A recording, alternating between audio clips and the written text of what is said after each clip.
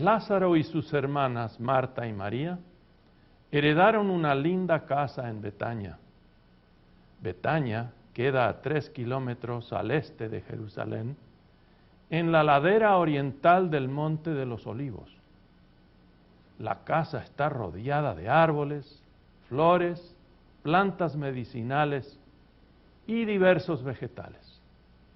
En un rincón, entre las rocas, están los esculpidos sepulcros de sus padres. Otros sepulcros esculpidos están reservados para los hijos. Lázaro era una persona físicamente débil. A través de los años gastó mucho dinero en médicos sin que hallaran manera de fortalecerle físicamente. Un tío le enseñó de botánica, motivando a Lázaro a cultivar plantas medicinales recomendadas por los médicos. Con 2 ayudantes trabajó en su viñedo. Sabiendo que el vino es bueno para la salud, aprendió a hacer buen vino. Lázaro, brindo por tu salud con esta copa de moscatel, fruto de tu viñedo. Espero que podrás contestarme algunas preguntas acerca de tu jardín. ¿Qué frutas cosechas en tu jardín? Con gusto, en nuestro jardín recojo almendras, manzanas, moras, olivos, higos, dátiles, sicomoros, granadas. Te contaré, de la almendra es un árbol que llega a 6 metros de altura.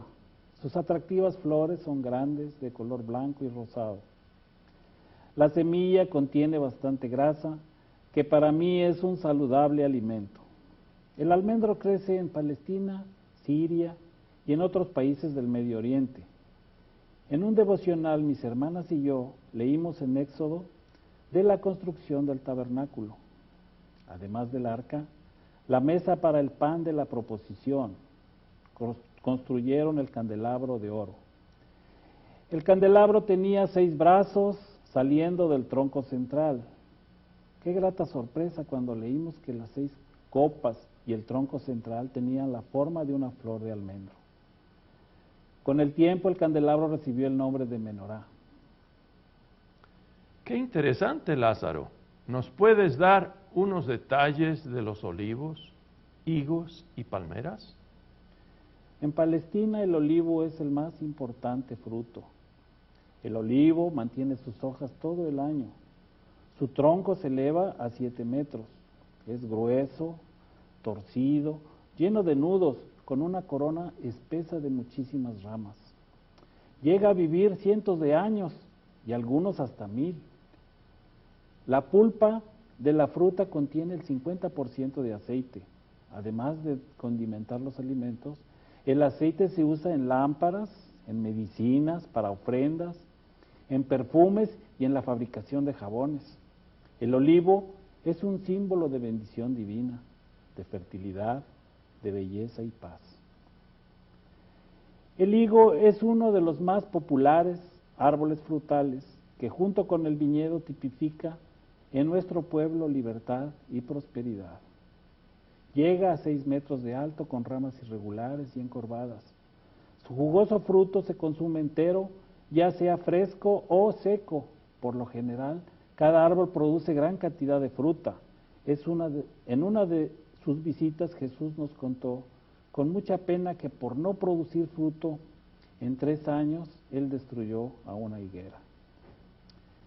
La palmera de dátiles crece muy alto, llegando a los 20 metros. El tronco es simple, casi recto, sin ramas. Antes de la cúpula, que está formada de hojas de 2 metros de largo, que se curvan hacia el suelo.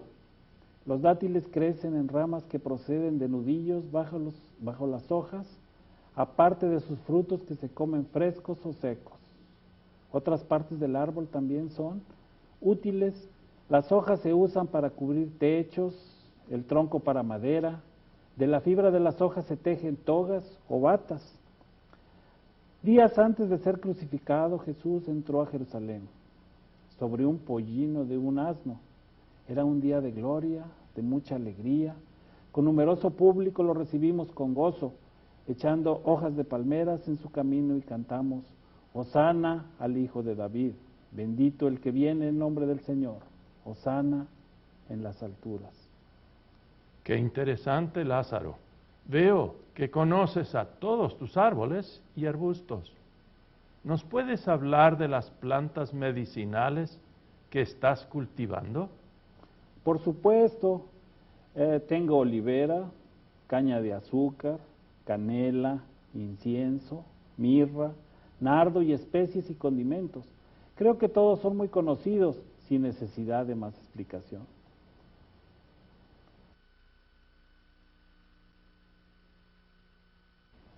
En los 4 evangelios contamos 41 curaciones físicas y mentales. Eso significa que el 20% de los evangelios está dedicado al tema. En el primer capítulo de Marcos se reportan más sanidades que en todo el Antiguo Testamento. El que lee el Nuevo Testamento queda impresionado por la frecuente mención de doctores. Por lo tanto, se puede asumir que hubo una general aceptación de su servicio entre los judíos del primer siglo de nuestra era. Por supuesto, Jesús, el gran médico, es la figura central.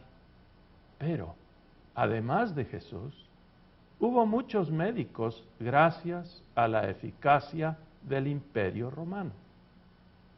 Estos ofrecieron sus servicios en ciudades al beneficio público en las clínicas que había. Estos beneficios públicos comenzaron a sentirse después de Alejandro el Magno, quien no solo brindó al mundo el idioma griego, sino los avances en la medicina. El médico griego Hipócrates, 380 años antes de Cristo, sigue siendo muy estimado por médicos modernos, de quienes recibió el nombre el padre de la medicina moderna. El médico romano Galeno y médicos árabes y otros más contribuyeron mucho al sistema de salud que llega hasta nuestros días. Hipócrates era un cirujano competente. Puso mucho cuidado en la limpieza y en antisépticos, usando vino en las heridas. Experimentos siguen probando que el vino efectivamente mata bacterias y que vendas higiénicas blancas previenen graves infecciones. Ciertas ideas de Hipócrates pueden sonar algo raro y extraños. Un principio médico hipocrático es el concepto de armonía entre las fuerzas de la naturaleza, especialmente entre 4 humores: la sangre, la flema, la bilis negra y la bilis amarilla, que según Hipócrates operan en el cuerpo humano. Así Hipócrates escribió: malestares causados por comer demasiado son curados por ayunos. Los causados por inanición, por la alimentación. Enfermedades causadas por excesivo esfuerzo son curadas por el descanso. En breve, el médico debe tratar enfermedades con el principio de opuestos a lo que causa el malestar, por su incidencia periódica y la edad de la persona, enfrentando excesivo esfuerzo con relajamiento y viceversa.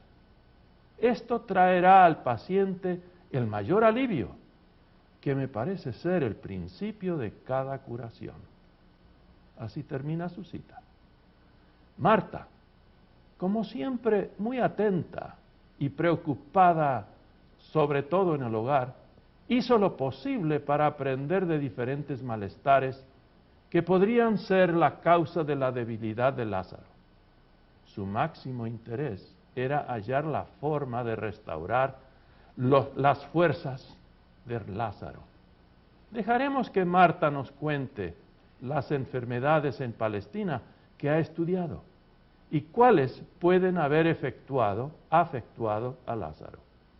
Doy gracias a la intensidad de María en su estudio de porciones del Antiguo Testamento, donde halló los pocos malestares conocidos por nuestros padres.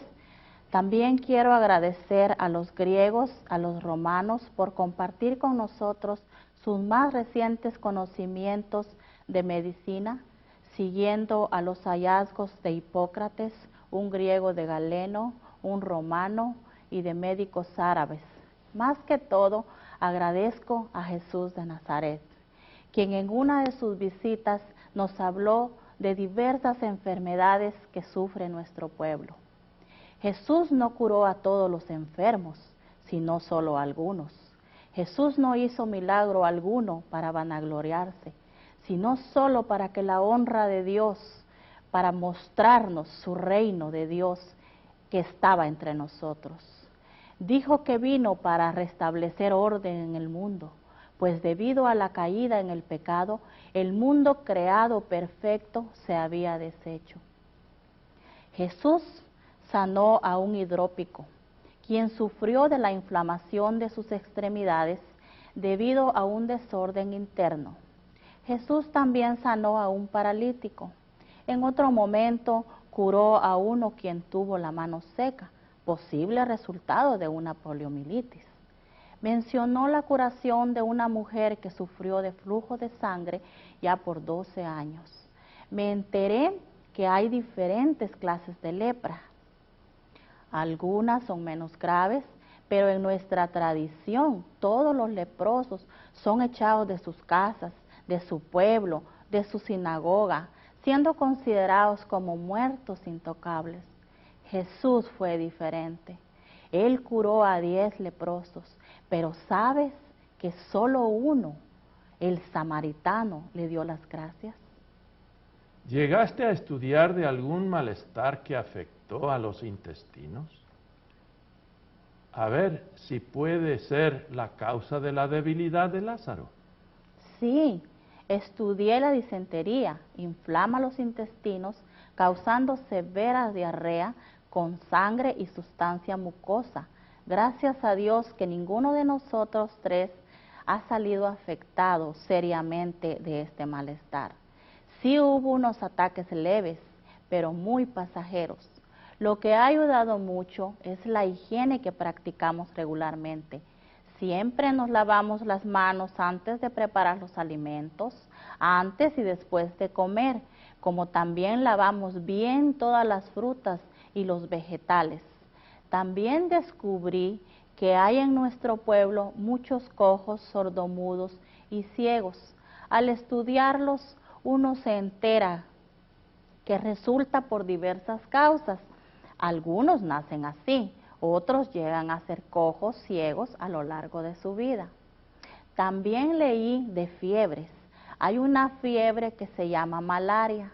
Jesús nos contó que sanó a la suegra de Pedro de una fiebre. También sanó al hijo de un noble quien sufrió de una condición febril.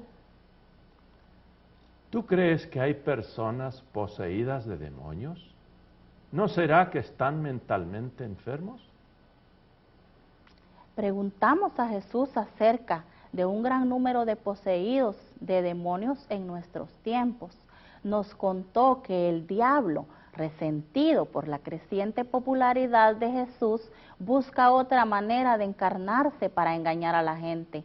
Cuando personas le abren el paso, entra y vive en ellos, demoniándolos totalmente. Jesús nos contó que curó al gadareno poseído por un demonio, quien vivía en los sepulcros y ninguno pudo dominarlo. También curó a la hija de la mujer griega de origen sirofenicia. También al niño con espíritu mudo, quien arrojó al niño al agua o al fuego para matarlo.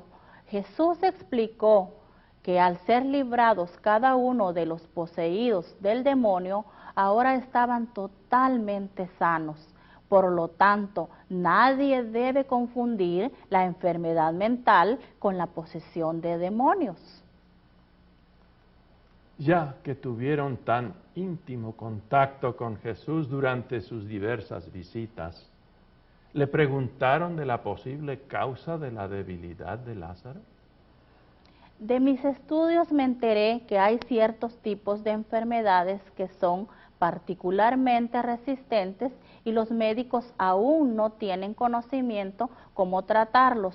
Por lo tanto, no le pregunté ni le pedí a Jesús que intervenga en el caso de Lázaro. Es que recordé cuando nos habló de la curación del hombre que había nacido ciego. Sus discípulos le preguntaron a Jesús: Rabí, ¿quién pecó, este o sus padres, para que haya nacido ciego? Jesús respondió: no es que pecó este ni sus padres, sino que para que las obras de Dios se manifiesten en él. Esa explicación, para que las obras de Dios se manifiesten en él, se grabó en mi mente. Yo sé que si Jesús hubiera querido, con una sola palabra podría haber fortalecido a Lázaro, o él me hubiera enseñado qué alimentos y medicinas darle para su fortalecimiento. Pero cada día sigo preguntándome, ¿tendrá Jesús en su mente algo mayor con Lázaro para poder alabar al nombre de Dios?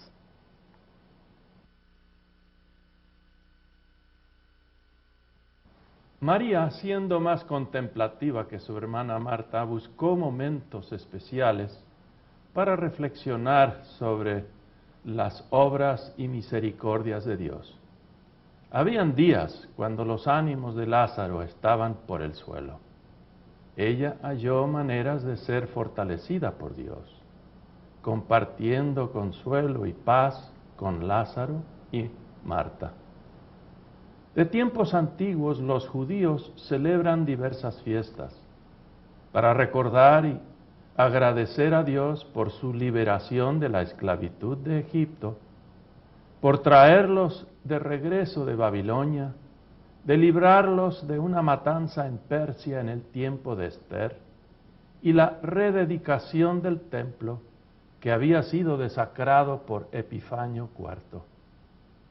Dejaremos que María nos explique cómo estudiaron la palabra de Dios en su hogar y cómo celebraron con otros las 3 fiestas anuales: la Pascua, las Semanas y Enramadas, ya que para esas fiestas llegaron muchos peregrinos de otras partes del mundo. Oiremos cómo Lázaro, Marta y María recibieron en su hogar a parientes y conocidos. Favor María explicarnos la vida devocional practicada en el hogar de ustedes. Como solo hombres pueden ir a la sinagoga y al templo, Lázaro se informó de los rituales que se celebran en el templo de Jerusalén durante el mes.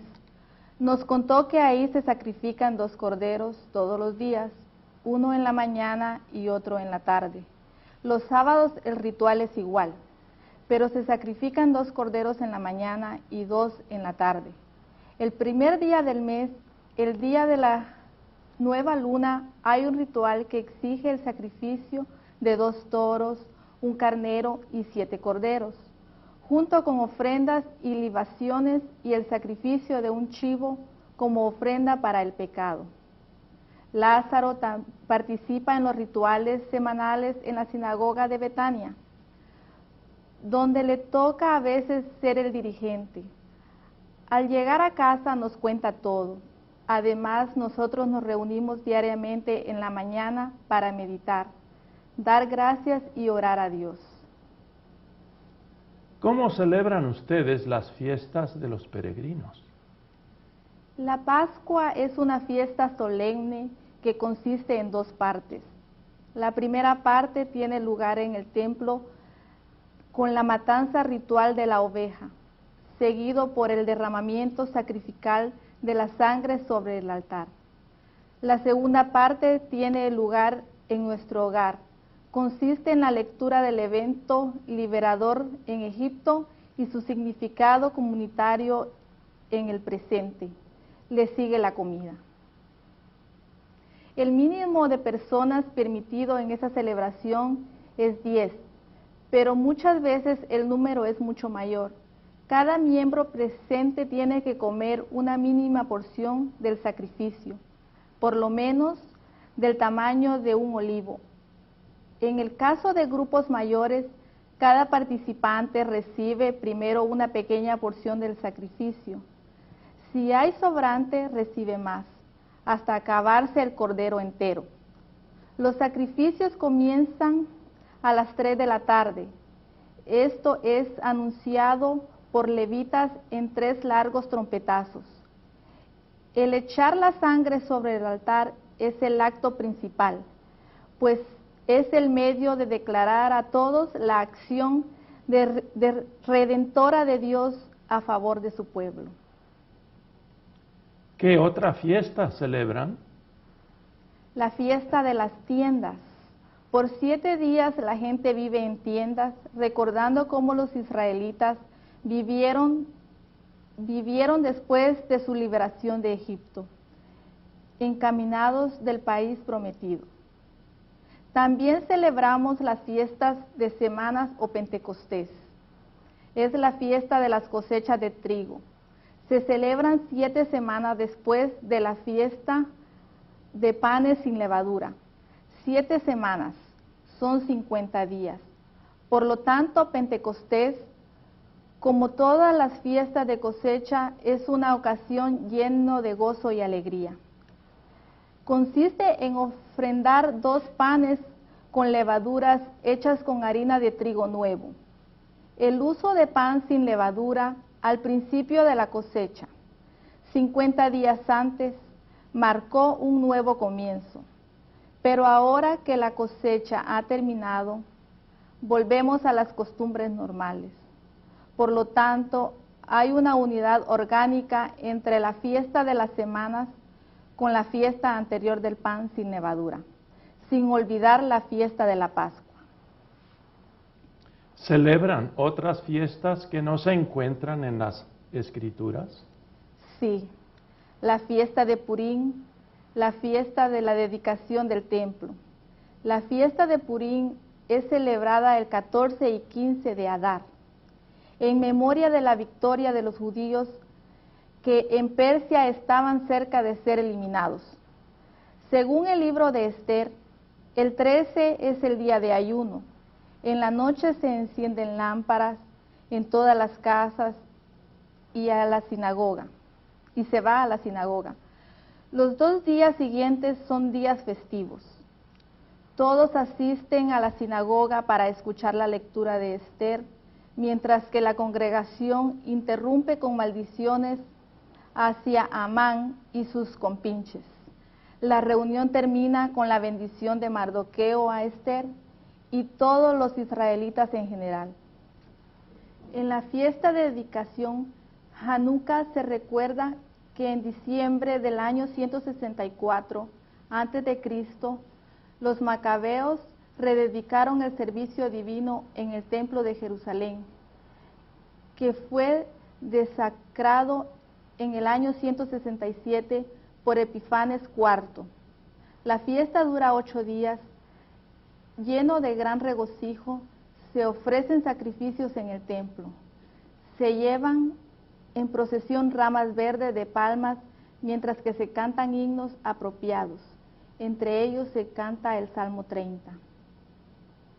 Algo particular de esta fiesta es el uso de luces, lo que inspiró a Josefo a llamarla la fiesta de luces. De la Mishnah se aprende que la gente prendía lámparas al frente de su casa, añadiendo cada día otra hasta llegar a 8. Hay similitudes en esta fiesta y la fiesta de las tiendas.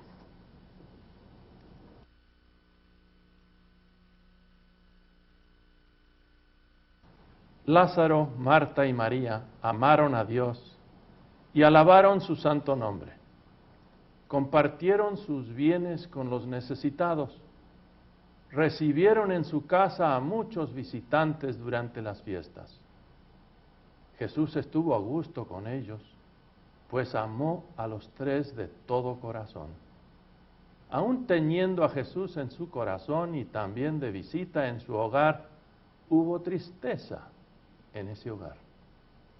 Lázaro de repente enfermó gravemente. María y Marta, afligidas, enviaron por Jesús.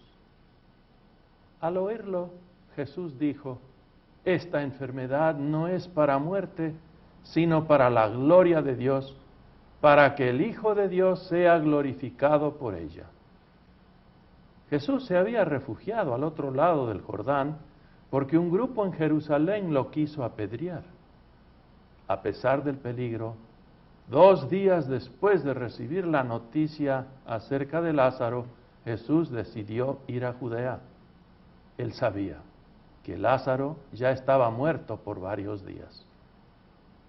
Al ver a Jesús, tanto Marta como María dijeron: si hubieras estado, Lázaro no hubiera muerto. Jesús les aseguró que Lázaro iba a resucitar. Les preguntó dónde estaba. Marta le mostró el lugar diciendo: Señor, ya hiede, porque lleva muerto 4 días. Jesús pidió que quitaran la piedra del sepulcro y, levantando los ojos al cielo, oró: Padre, gracias te doy por haberme oído. Yo sé que siempre me oyes, pero lo dije por causa de la multitud que está alrededor, para que crean que tú me has enviado. Entonces, en voz alta exclamó: Lázaro, ven fuera. Hubo un movimiento.